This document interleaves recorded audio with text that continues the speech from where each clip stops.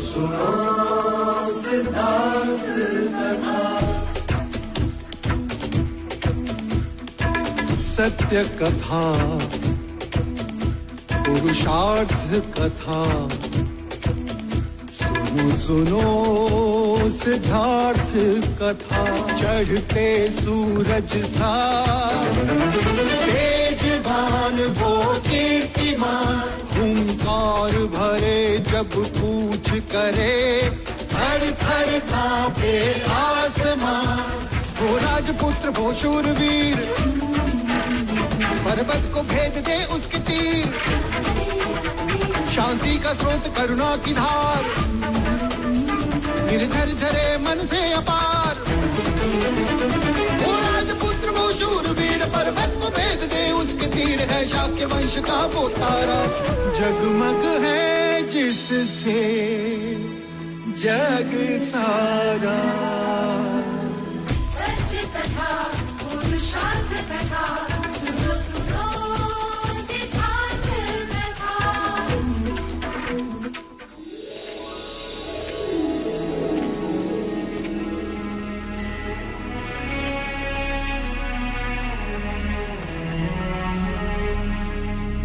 पुत्र जन्म तो हो गया,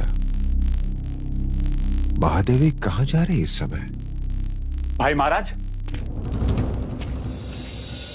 बधाई हो भाई महाराज। ये देखिए मगध नरेश का संदेश।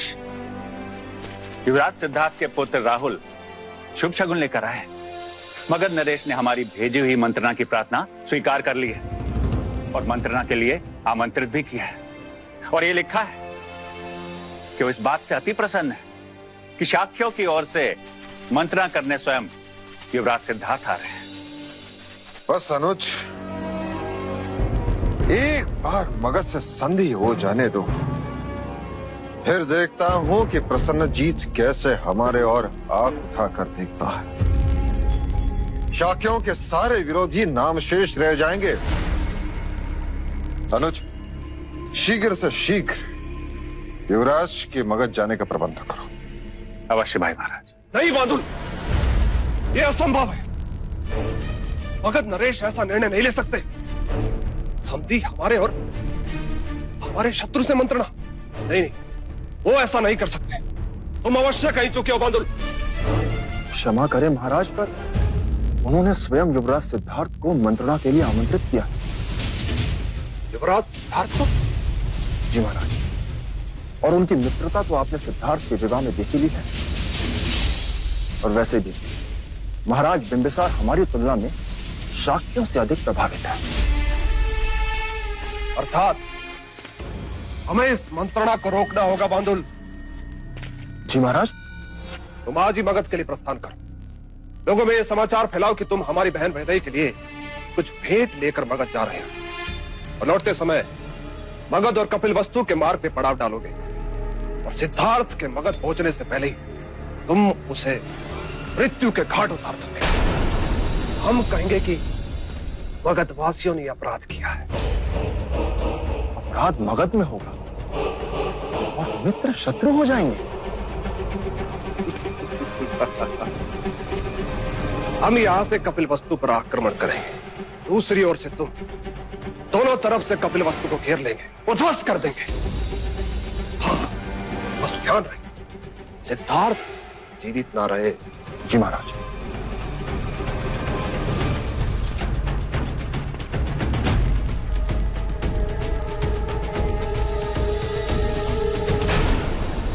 आर्यक, तुम युवराज सिद्धार्थ के साथ अपने सैनिक लेकर मगध जाओगे और युवराज को पूरी सुरक्षा प्रदान करोगे। जी महाराज। उनकी सुरक्षा अर्थात हमारी सांसें महाराज। हमारे गुप्तचर पूरे मार्ग पर आंखें बिछाए बैठे, जरा भी संदेह होने पर वो हमें सूचना देंगे।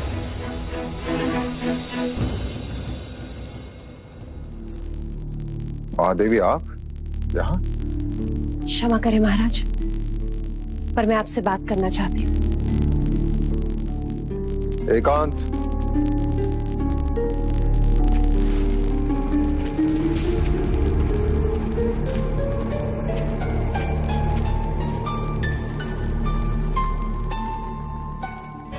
ये क्या अनर्थ कर रहे हैं देव? कैसा अनर्थ देवी? मैंने सुना आप युवराज को मगध भेज रहे हैं।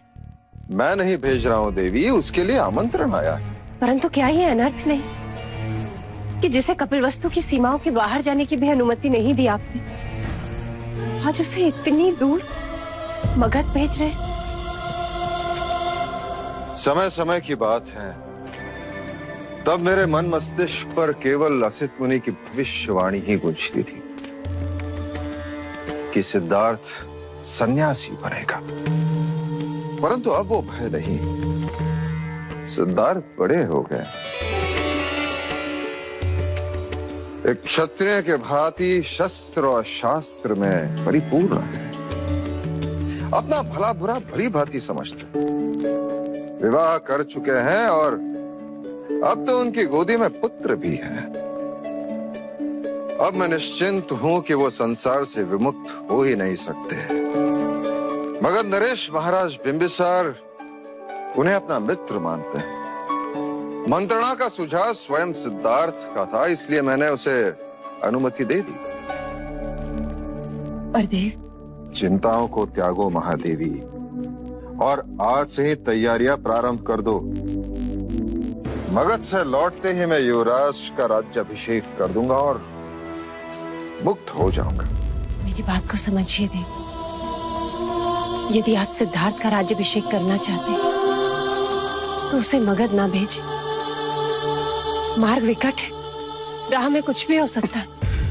कुछ नहीं होगा उसे, हमारा क्षत्रिय सैकड़ों पर भारी है, किंतु ग्रहमान उससे भी अधिक भारी। 40 दिन। युवराज के पुत्र को कुछ नहीं होगा महादेव। अपने मन और आंखों से कहो कि भय को निकल बाहर करो और इसी स्वप्न को दोहराएं जो हमने आज तक देखा। युवराज सिद्धार्थ को चक्रवर्ती सम्राट बनाने का स्वप्न। कैसे कहूं महाराज कि पिता से वियोग के ग्रहमान लेकर संतान पैदा हुई है। भय मुझे सिद्धार्थ के लिए है।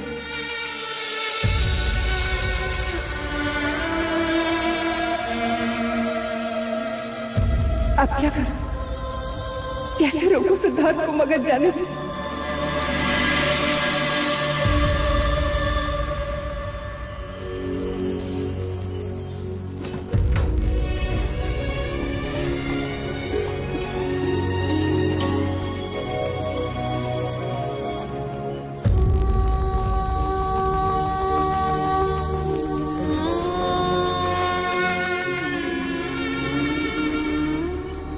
क्या बात है माँ, आप इतनी परेशान क्यों हैं?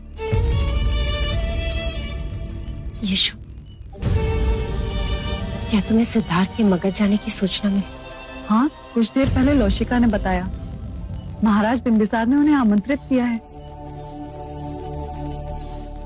तुम्हें सिद्धार्थ को मगध जाने से रोकना होगा।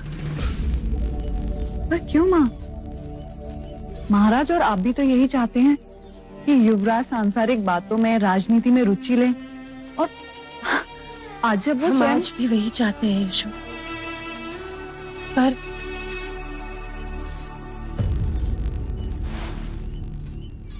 पर कारण कुछ और ही है। और क्या कारण है माँ? कारण वो है जो मैं आज तक तुमसे छुपाती है। कारण वही जिस कारण तुम्हारा प्रथम गर्भ होने पर भी मैंने गोदभराई की विधि नहीं होने दी। कारण वो है कि आज तक तुम राहु जाप करती रही और अब मैं स्वयं राहु की पूजा विधि कर रही हूं।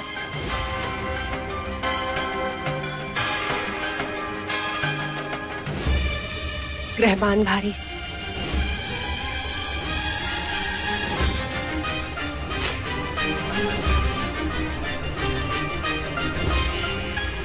राहुल के भाग्य में पिता का सुख नहीं।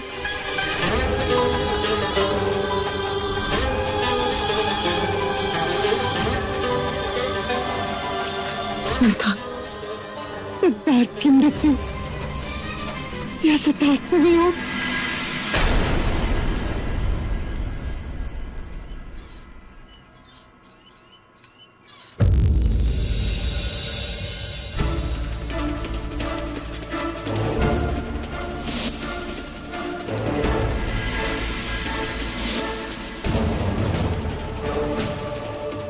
क्या महाराज इस बात से ज्ञात नहीं? ये बात किसी को नहीं बता सकती। यदि भूल से भी महाराज तक ये बात पहुंच गई कि राहुल का जन्म सिद्धार्थ पर भारी, वो राहुल के साथ कुछ भी कर सकते हैं।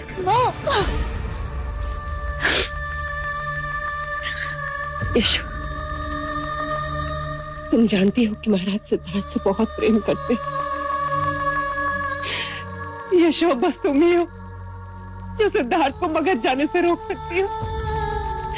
यशो, कुछ भी करो, कुछ भी करके सिद्धार्थ को मगध जाने से रोक लो।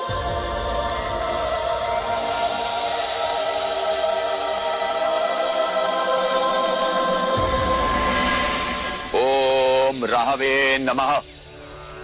ओम राहवे नमः। ओम राहवे नमः। ओम राहवे नमः। आप कुछ भी कर लीजिए कुलगुरु, युवराज सिद्धार्थ इन बलि प्रथाओं को नहीं मानते। वो कभी इसकी अनुमति नहीं देंगे। चिंतित न हो अमात्य, पर्याय उपाय हैं। मैं केवल यज्ञ स्थल पर युवराज सिद्धार्थ की उपस्थिति चाहता हूं और इस शस्त्र पर उनका स्पर्श। पर मैं एक बार प्रयत्न अवश्य करूंगा कि युवराज स्वयं बलि चढ़ाएं। तब तक मैं ना कहूं, बलि को युवराज के सामने ना लाया जाए। जो आज्ञा। आपने अब तक बताया नहीं काकश्री, पर यह रास्ता तो अभ्यामा के मंदिर की ओर जा रहा है। हम वहीं जा रहे हैं युवराज। क्यों? आपके हाथों हर मंगल कार्य निर्विघ्न संपन्न हो। महादेवी ने आपके प्राणों की सुरक्षा के लिए स्वयं कुलगुरु वाचस्पति द्वारा एक यज्ञ का आयोजन किया था। आज उसी यज्ञ की पूर्णाहुति आपके हाथों होनी है। ओम रावे नमः। ओम रावे नमः। प्रणाम कुलगुरु। आयुष्मान। ये पूजा पाठ, ये जप किस लिए? आपने एक प्रश्न पूछा, अब मैं आपसे एक प्रश्न पूछूं। जी। आप अपनी माता महादेवी प्रजापति से कितना स्नेह करते? अपने प्राणों से भी अधिक। यूं समझ लीजिए कि यह यज्ञ उनकी खुशी के लिए। आप मन में बिना किसी संदेह के ये विधि संपन्न कीजिए।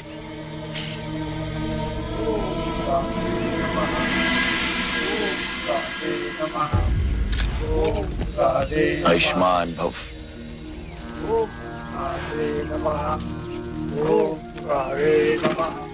विजयी भव। युवराज, अब इस आहुति को यज्ञ में डालिए।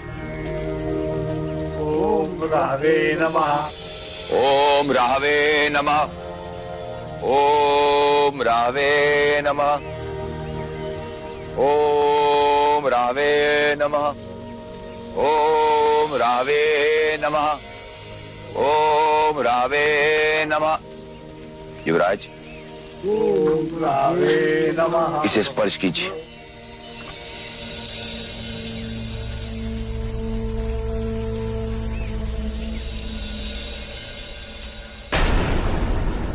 अब इसे तिलक लगाइए। वो किस लिए? जो शस्त्र सुरक्षा करे उसकी पूजा भी तो करनी चाहिए।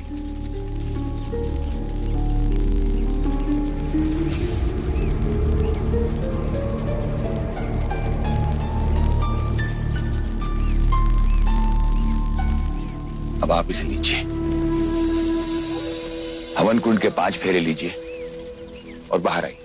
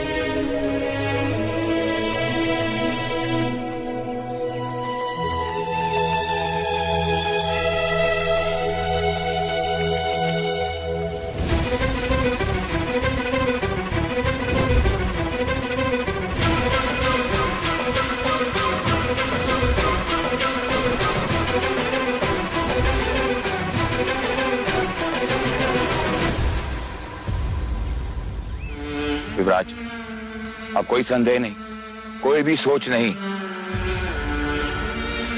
ये यज्ञ आपकी प्रजा के लिए, आपकी माता की खुशी के लिए है। ये यज्ञ कपिल वस्तु के भावी सम्राट के लिए है। ये यज्ञ आपकी कुंडली में पड़े पापी ग्रहों के लिए, जो आपके प्राणों की बलि चाहते हैं।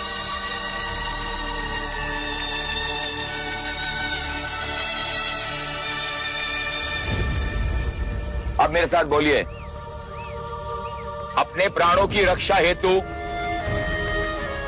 अपने प्राणों की रक्षा हेतु ये यज्ञ, ये यज्ञ, ये आहुति, ये आहुति, ये बलि स्वीकार करें,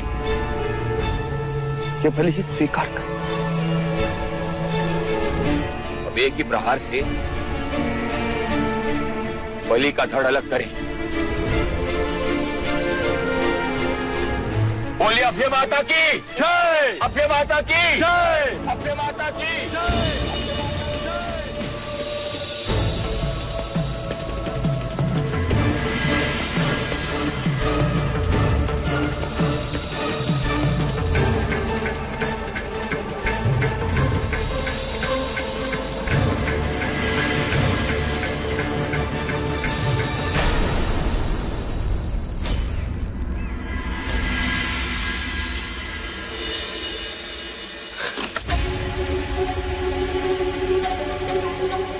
ये आपने क्या किया युवराज?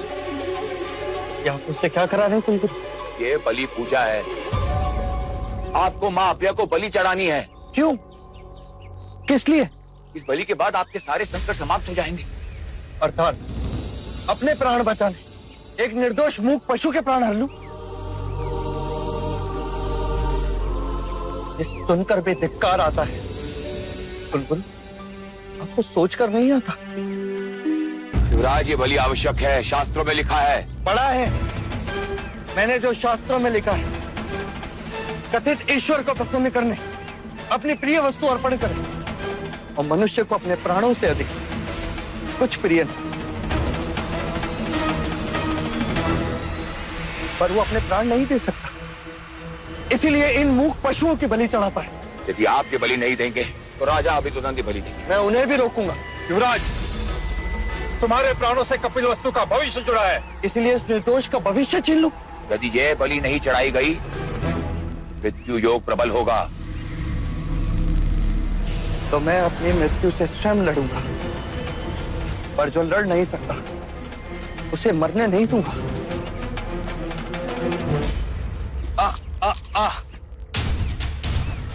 एक प्रश्न आपने किया था, अब एक प्रश्न मैं आपसे करता हूं। कपिल वस्तु से कितना स्नेह करते हैं आप? अपने प्राणों से भी अधिक। कपिल वस्तु को मेरी आवश्यकता है, मेरे लिए एक बलि की आवश्यकता है, तो आप स्वयं अपनी बलि दीजिए कुलगुरु।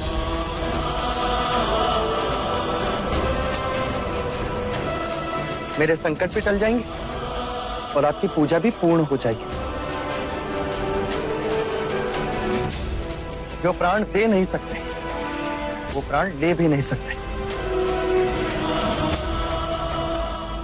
आ आ आ आ आ आ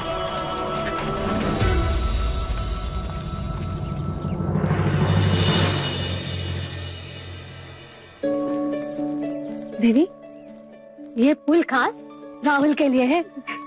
इन्हें मैं यहाँ पे इस खिड़की के पास रख देती हूँ, इससे पूरे कमरे में इनकी सुगंध फैलती रहे।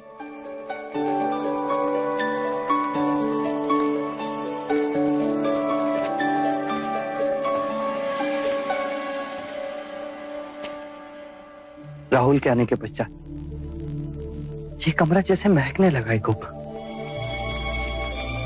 इसे भी मेरी तरह फूलों की महक बहुत पसंद है। लोशिका खास राहुल के लिए वाटिका से चुनकर फूल लाती है।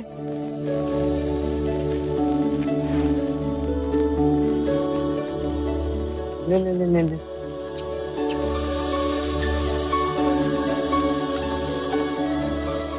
आज आप बहुत प्रसन्न दिखाई दे रहे हैं। हाँ, आज मैं बहुत खुश हूँ। क्योंकि आज मैंने एक पशु के प्राण बचाए। वो कैसे? कुलगुरु वाचस्पति उसकी बलि देना चाहते थे।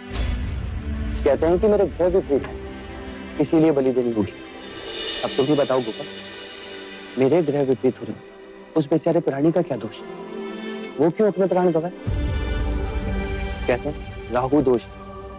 और मैंने कहा कोई राहु मेरा कुछ नहीं बिगाड़ सकता जब तक मेरा ये राहुल मेरे साथ है। क्यों राहुल? फिर क्यों जा रहे हो उस राहुल को छोड़कर मगध देश?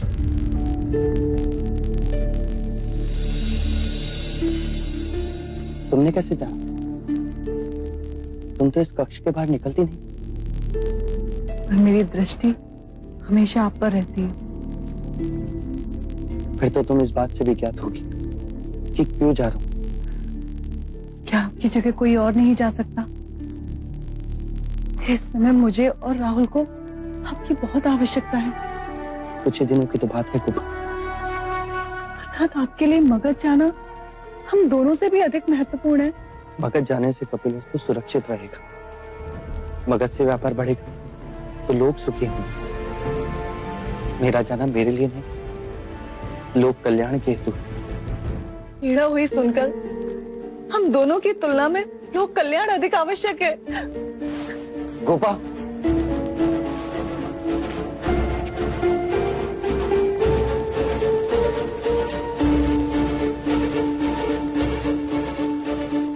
गोपा, मैं चाहता हूं तुम मेरी शक्ति बन, मेरा बंधन नहीं।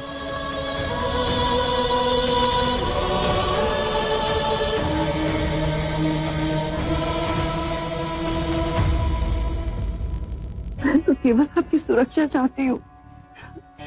आज में अगर आपको कुछ नहीं होगा मुझे गोपा।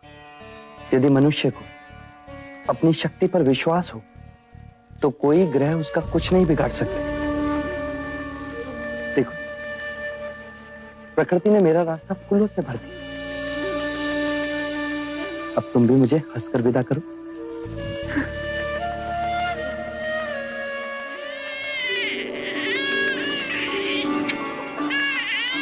अब इसे भी मनाना होगा।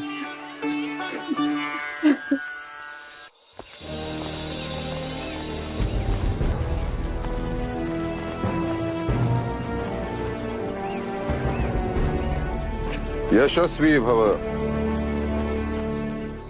तुम्हारी मगध यात्रा सफल हो पुत्र। सफलता मिलेगी या नहीं ये मैं नहीं जानता पिताजी, परंतु इतना अवश्य कह सकता हूं कि मेरे प्रयत्नों में कोई कमी नहीं होगी।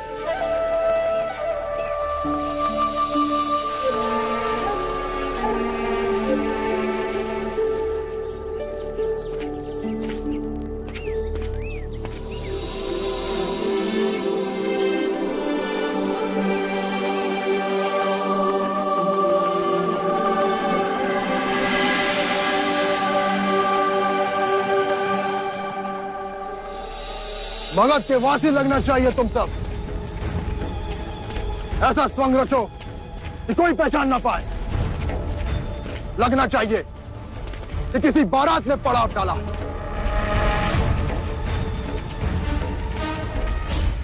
कहो, क्या समाचार लाए? दूर दूर तक कोई मनुष्य दृष्टि में नहीं आता। दृष्टि चूकी नहीं चाहिए। धूल भी उड़े तो समझो शत्रु का आगमन है। चौकन्ना रहो। और कोई पूछे तो कहना है। क्या कहना है सेनापति जी? कहना क्या है? मगध से कपिलवस्तु की तरफ जाना है। और इस घड़ी के बाद कोई भी कौशल नरेश की बात नहीं करेगा। पहरा बदलते रहो। चेहरे पर पथरीले रंग लगा दो। चट्टानों पे छुप जाओ। कुछ रास्ते के मार्ग में छुप जाओ। मार्ग के खड्डों में छुप जाओ। जाओ। अपनी सांसें भी संभाल कर लेना। हमारा सामना सिद्धार्थ से। चिंतित न हो सेनापति जी, जंगल के हर पत्ते पर हमारी दृष्टि है।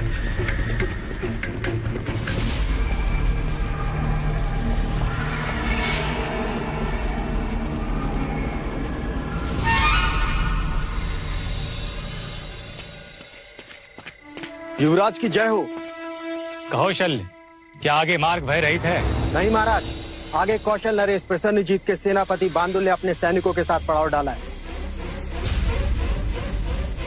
और प्रतीत होता है कि युवराज सिद्धार्थ के लिए वो घात बिछाए बैठे हैं।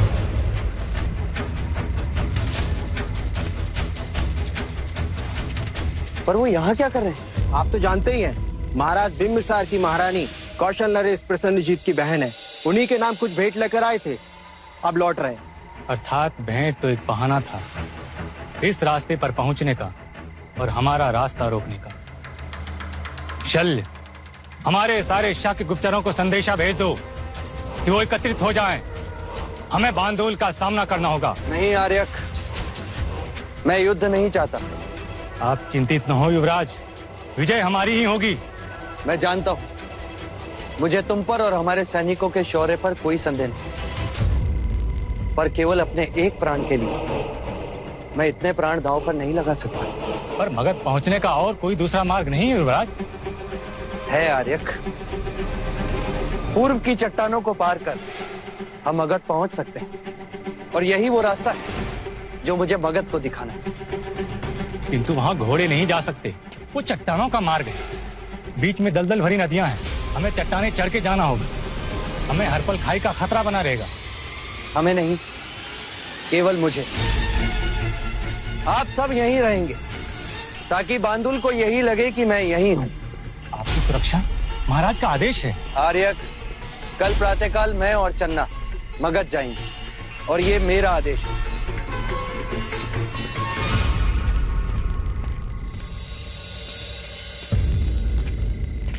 महाराज की जय हो।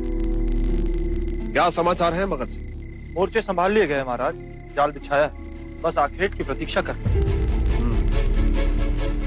संदेश भेजो कि हील चाल गुप्त रहे, मगध नरेश तक ये बात ना पहुंचे। जी महाराज।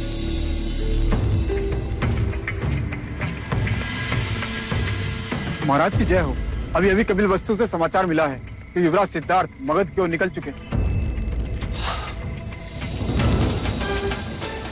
इस बार अश्वमेघ के पराजय को मिटाना है और शाक्यों के परचम को उखाड़ फेंकना है। अगर हमारे सेनापति बांदुल विफल रहे और मगध नरेश को यह समाचार मिला तो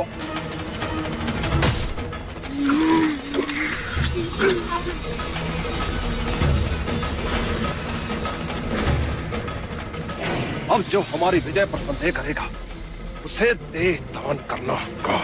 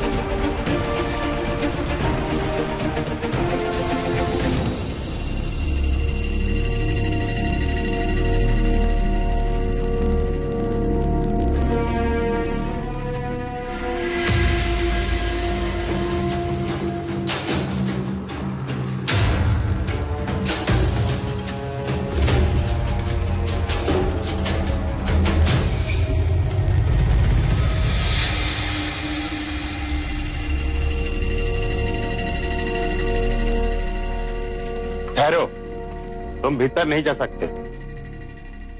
हमें महाराज बिंबिसार ने आमंत्रित किया। इस समय वो रंग भवन में और किसी को वहां जाने की अनुमति नहीं। पर उन्होंने हमें स्वयं आमंत्रित किया है मित्र। तुम्हारा परिचय?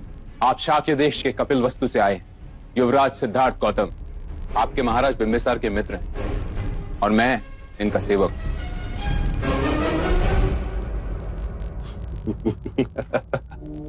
युवराज, और आप, हम कैसे मान लें? कहिए, क्या प्रमाण दें हम आपको? क्या तुम्हारे पास आमंत्रण पत्र है नहीं, इस समय तो नहीं। तो क्या तुम्हारे पास अपने राज की कोई मोहर है?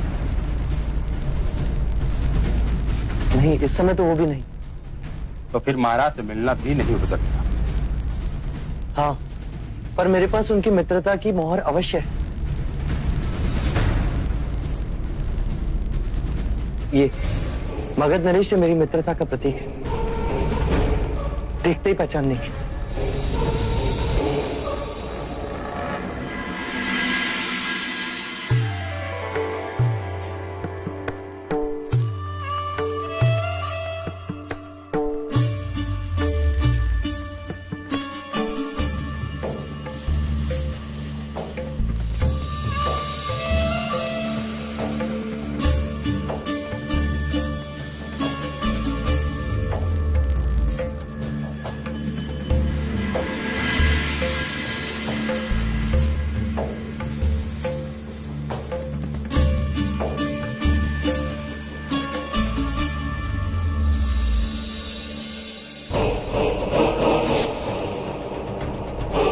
ये किस लिए?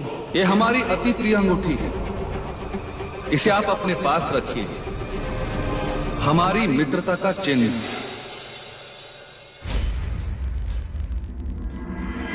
युवराज सिद्धार्थ आए हैं।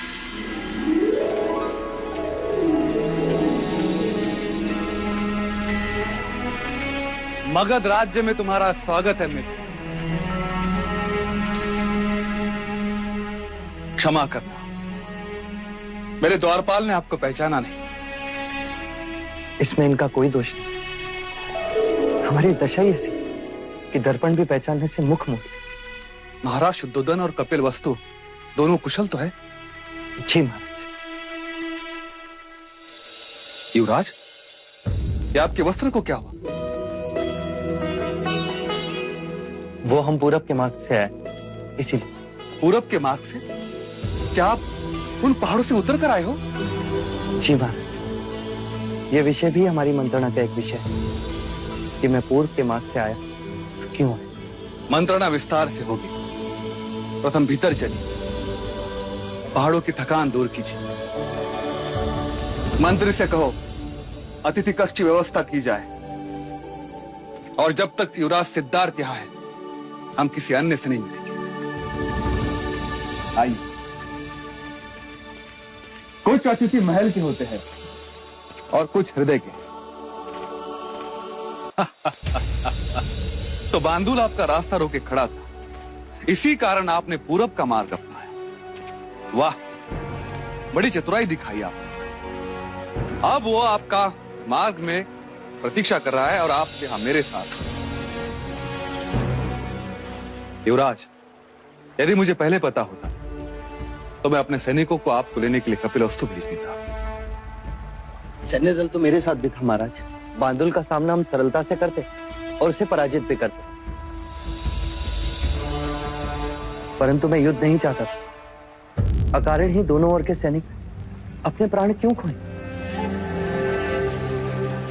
और मेरा आपसे मिलने का यही एक कारण है, मैं शांति चाहता हूं।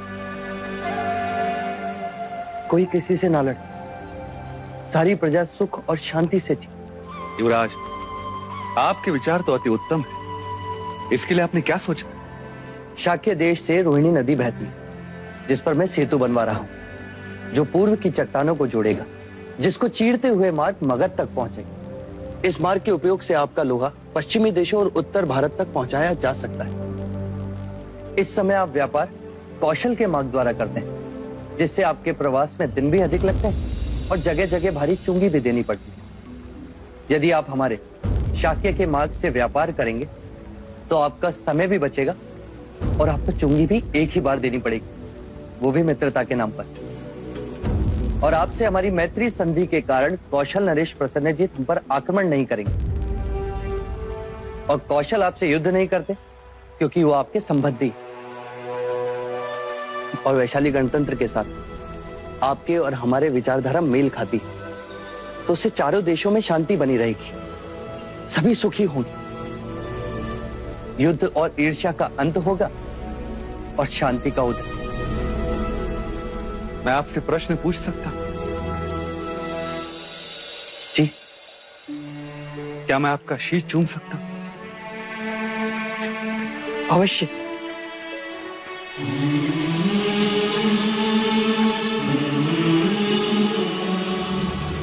आपके विचार सम्माननीय हैं। आप सच कहते हो, युद्ध से कुछ प्राप्त नहीं होता।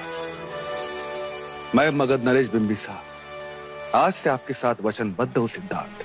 जब भी मार्ग तैयार होगा, मगध के सारे व्यापार उसी रास्ते से होंगे। किसी भी घड़ी में आपकी सहायता का अवसर मगध नरेश बिंबिसार अपना सौभाग्य मानेगा।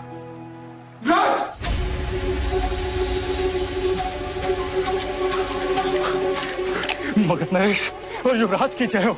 क्या हुआ आर्यक? युवराज, कौशल नरेश प्रसन्नजीत ने कपिल वस्तु पर आक्रमण कर दिया है।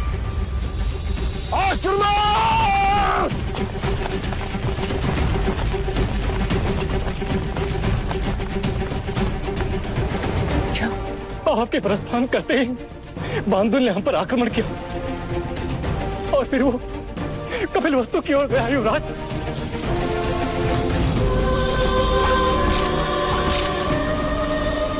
अर्थात आक्रमण दो ओर से हुआ है। एक ओर से प्रसन्नजीत, दूसरी ओर से बांदुल।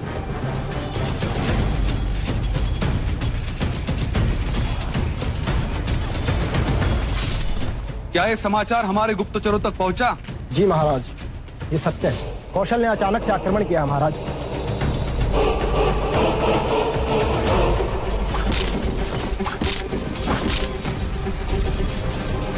युवराज, आप चिंता न करें। सेनापति अंगद से कहो कि सेना को तैयार करे। कूच आज ही होगी। मंत्री चरण को कहो कि हमारे तरफ से प्रसन्नजीत को संदेश भेजा जाए कि इस अनर्थ को रोक दे और इसी समय युद्ध विराम की घोषणा करे, अन्यथा मगध के साथ मित्रता भूल जाए। जी महाराज। मुझे आज्ञा दे महाराज, मेरा कपिल वस्तु पहुंचना अत्यंत आवश्यक है। युवराज, आप प्रस्थान करें। हमारे कुछ सैनिक आपके साथ हैं। आपके पैरों के चिन्ह के साथ ही वो आगे कूच करें। मगध आपके साथ है युवराज।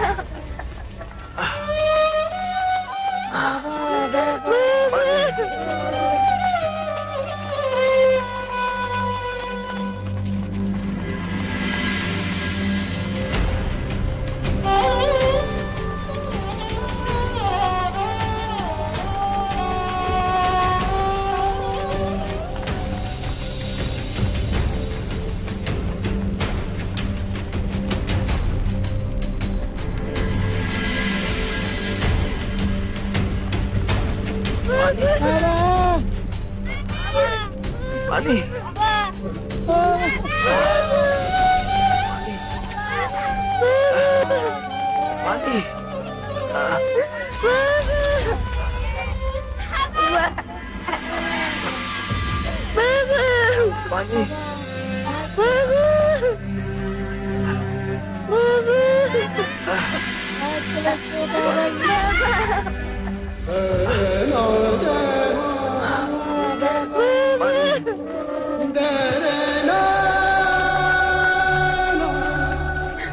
युवराज आ गया, युवराज आ गया।